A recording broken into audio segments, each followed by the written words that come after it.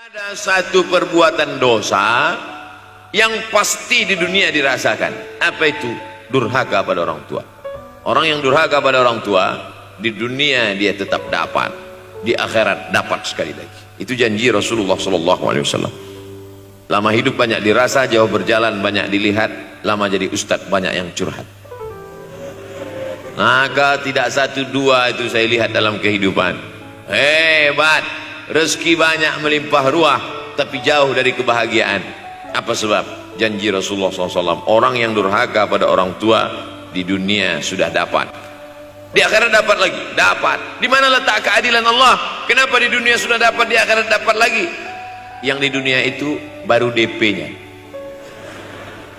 di akhirat baru kau rasakan cash-nya.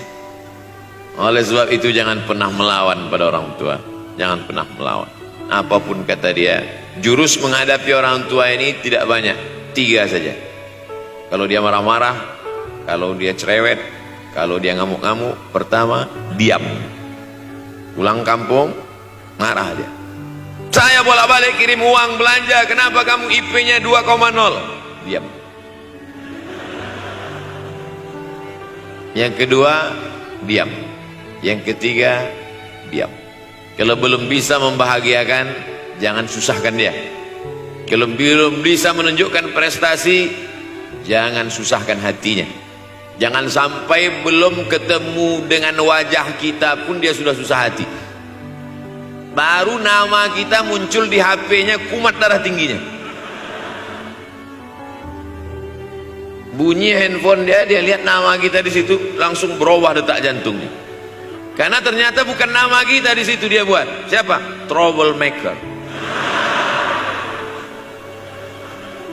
Oleh sebab itu jangan susahkan orang tua. Saya tidak ujuk-ujuk langsung jadi ustadz. Saya sempat jadi mahasiswa terlama di dunia. Saya kuliah di Mesir tahun 1998 sampai 2002. 4 September 1998 menginjakkan kaki di Kairo. November pulang tahun 2002. Tidak pernah sekalipun saya menyusahkan orang tua saya. Tak pernah saya minta uang pada mereka. Sampai almarhumah emak saya bertanya, kau makan apa di sana? Makan nasi, saya bilang. Dari mana dapat uang? Beasiswa saya cukup, mak. 162 pon. 50 untuk makan, 50 untuk rumah, tinggal 62. 20 dibagi lagi untuk ongkos, 20 untuk buku, 20 disimpan, mana tahu demam sakit nggak ada uang. Sampai pulang. Sampai akhirnya dia kasih tanya, gimana caranya ngirim uang supaya nanti di akhirat kalau Allah bertanya, pernah nggak ngirim uang? Pernah. Ya, saya tak mau menyusahkan. Saya menganggap kalau nanti saya minta hatinya susah, kalau nanti saya banyak minta saya tak bisa balas, maka saya bukan berarti mengajak adik-adik tidak minta uang. Saya paham tak semuanya dapat beasiswa, artinya minta. Cuman kalau minta ya pulang nanti sampaikan ke orang tua, saya sudah dengar ceramah Ustaz Somad, maka saya tidak minta lagi, mak. Tidak. Tapi tolong dirapel setahun sekali aja.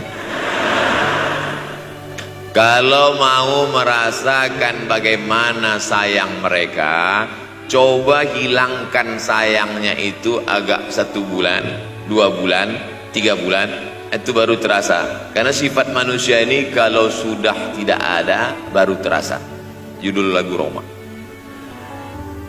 Kalau dia masih ada di depan mata kita, masih dekat dengan kita, kita merasa dia biasa-biasa saja. Tapi kalau dia sudah tidak lagi ada, itu barulah. Oleh sebab itu coba kalau mau merasakan, kasih tahu dia, papa, mama, untuk biaya kuliah saya 1 semester ini tolong jangan kasih dulu. Saya mau jual koran dulu, saya mau kerja di Dorsmir dulu, saya mau kerja loper dulu, saya mau susah-susah dulu.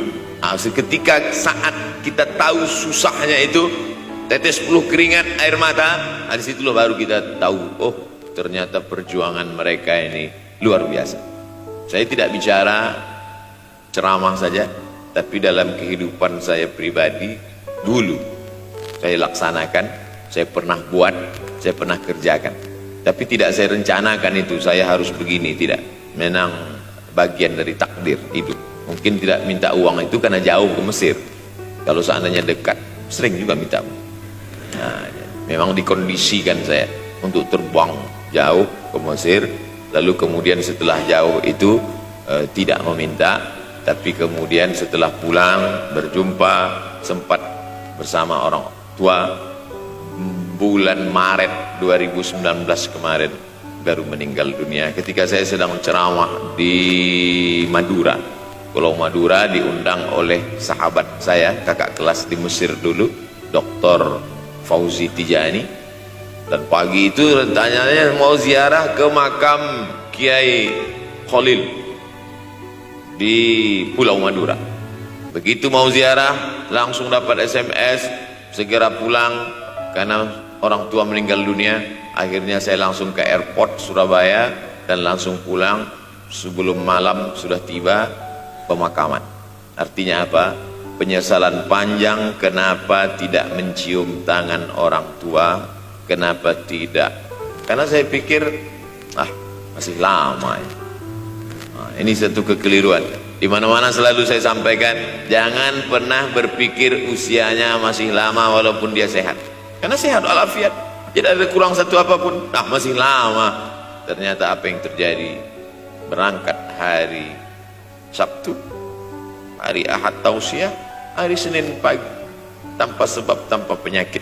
Oleh sebab itu kalau masih hidup orang tuamu di rumah, pulang. Tapi jangan ini jadikan alasan. Besok nggak masuk kelas, gimana? Pulang semua.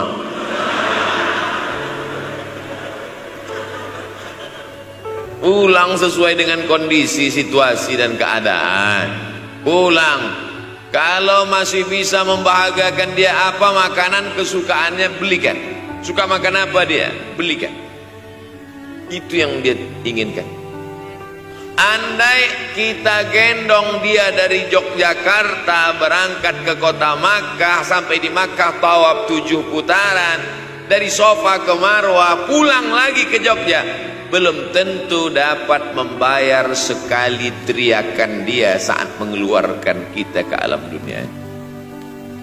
Jadi banyak orang terlalu membanggakan. Saya sudah banggakan dia Pak Ustaz, saya sudah bayarkan ONH-nya. Berapa? Baru DP-nya. Sudah merasa berbakti kepada orang tua? Belum. Makanya digunakan kata birrul walidain. Kenapa Allah tidak menggunakan kata husnul walidain? Hasan baik, jayyid baik, thayyib baik, khair baik, tapi yang dipakai birrul walidain. Hanya satu-satunya kata untuk orang tua dipakai birrul walidain, karena kata birru adalah sifat Allah Subhanahu wa taala.